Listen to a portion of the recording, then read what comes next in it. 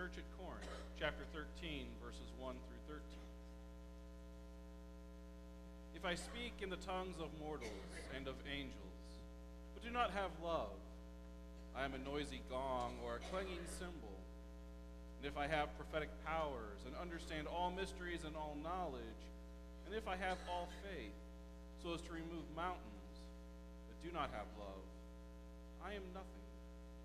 If I give away all my possessions, and if I hand over my body so that I may boast, but do not have love, I gain nothing. Love is patient. Love is kind. Love is not envious or boastful or arrogant or rude. It does not insist on its own way. It is not irritable or resentful. It does not rejoice in wrongdoing, but rejoices in the truth. It bears all things, believes all things, hopes all things, endures all things. Love never ends. But as for prophecies, they will come to an end. As for tongues, they will cease. As for knowledge, it will come to an end. For we know only in part, and we prophesy only in part.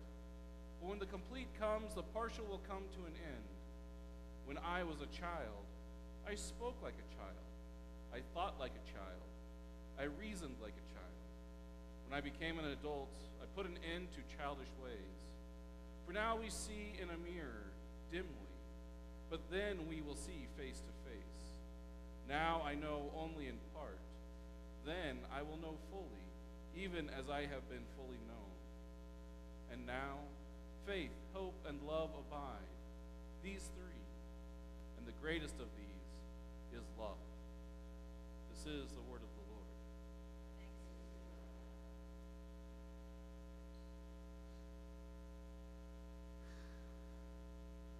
So we got to start at one of the things Paul says here.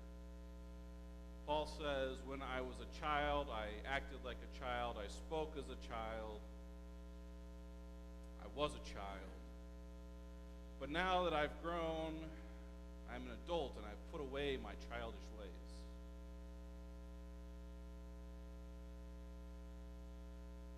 See, I don't have that problem. I never grew up. Because I'm a Toys R Us kid. Oh, wait, there's no more Toys R Us, so I have to grow up now. Oh,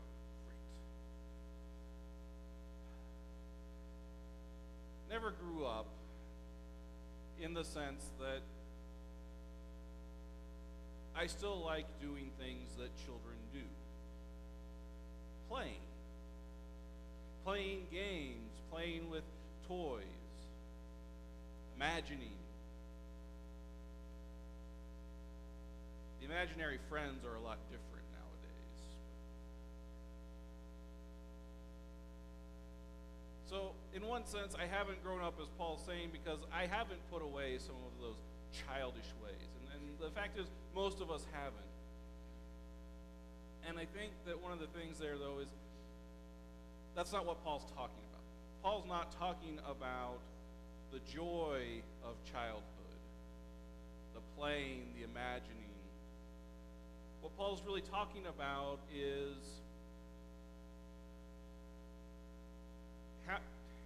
how many people right now have a significant relationship with a child who is between 4th grade and about 10th grade. Okay. Have you ever talked with one of these children and they bring up some instance of something, anything? They're talking about something that they talked about with their friends. They're talking about something you're watching on TV. They may even be talking about their favorite movie or something. Have you ever noticed that within 3 sentences they become the ultimate authority on what they're talking about? A lot of yeses, right? And it's amazing, isn't it? They could tell you definitively about everything. Now, how many of you, when they've been telling you definitively about anything and everything, have gone, uh-huh, and inside your head going, oh, dear Lord, that's wrong. That's what Paul's really talking about, right? The childish ways in which we talk, where we start talking about something and we want to sound like we know what we're talking about. We want to show our authority, and so we start saying things to demonstrate our authority. And the problem is, as children, we believe what we're saying, and we believe it to be the authority because we said it, right?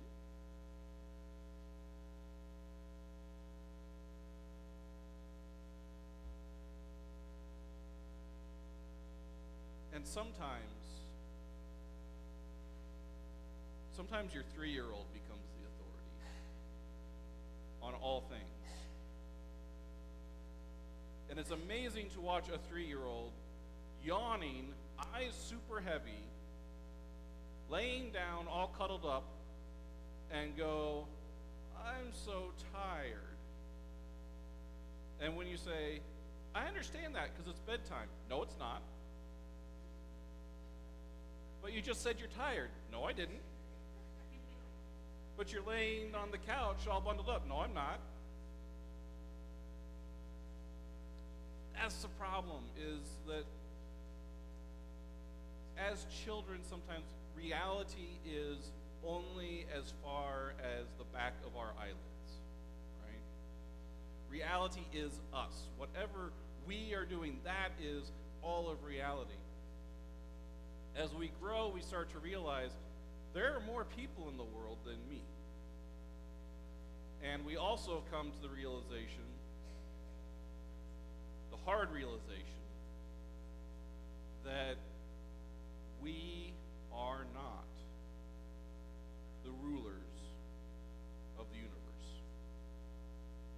We come to that hard realization that we don't rule even the small part of our own little corner of the universe.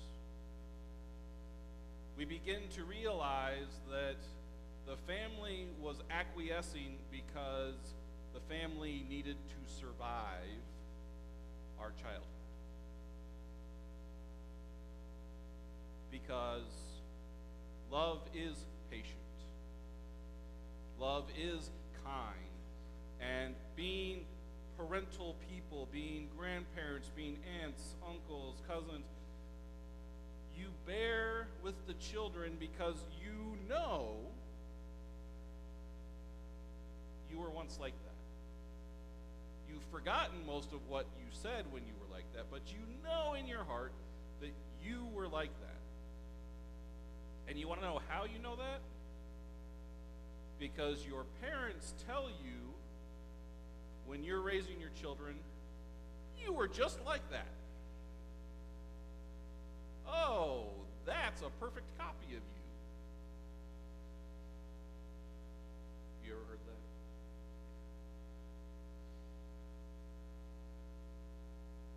That's our first problem. So, don't think that continuing to play with toys, continuing to play games, that's child's play. That's not childishness. Okay. Children are arrogant and boastful and envious. Children are rude because children are still trying to find their way in the world. They're still trying to understand and grasp onto how the world works and what it means to be a part of it. But the first thing that children know is, I need, right? I need.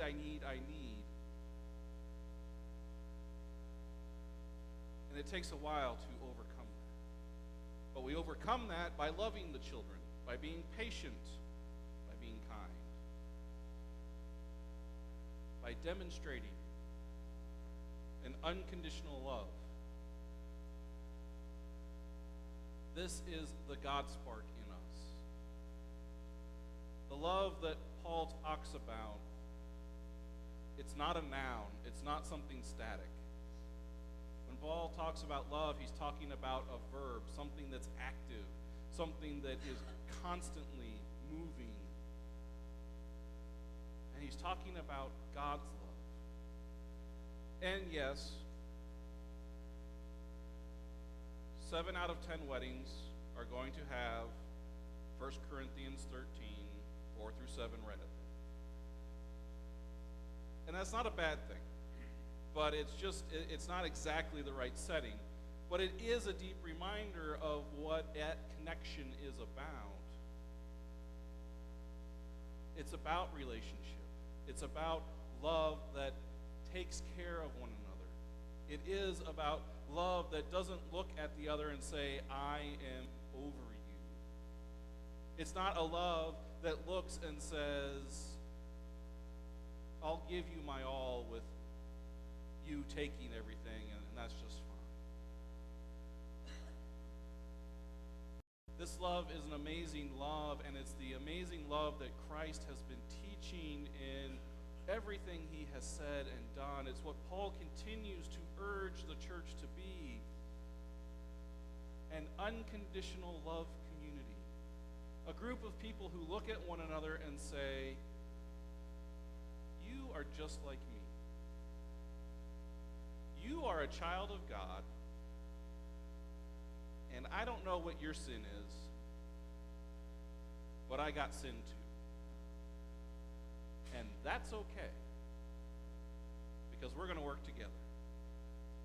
We're going to work together to lift each other up, and we're going to work together to lift up the world around us. And we're going to do this without any conditions. There's no pre-requirement to come into that community of love, and there's no requirements to stay in that community of love, except to participate in the community of love. Participating in the community of love requires us to actively love, to actively share with one another, and to be able to say, I'm sorry, to be able to say, how can I help you? To be able to say, you will never be alone because I am here for you. That's this active love. That's the amazing radical community that Jesus Christ talks about. A community that looks towards one another and doesn't say, you have so much, I really wish I had that much. And it's not a community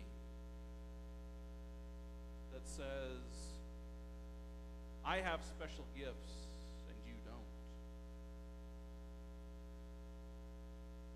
It's a community that says, I have and I want to share.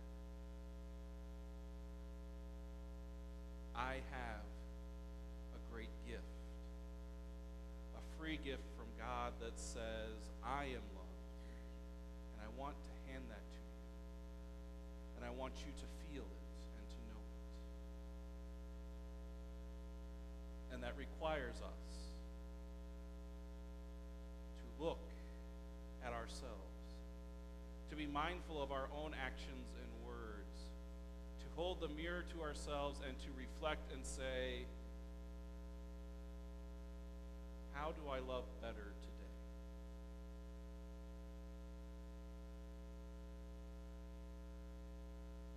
We already know God's love for us in this world. We know God's love in Jesus Christ. And having received that, we should be so joyful that the only thing we want to do with anyone else is to share that gift, to share that love, demonstrate to a world that is hurting that there is a better way.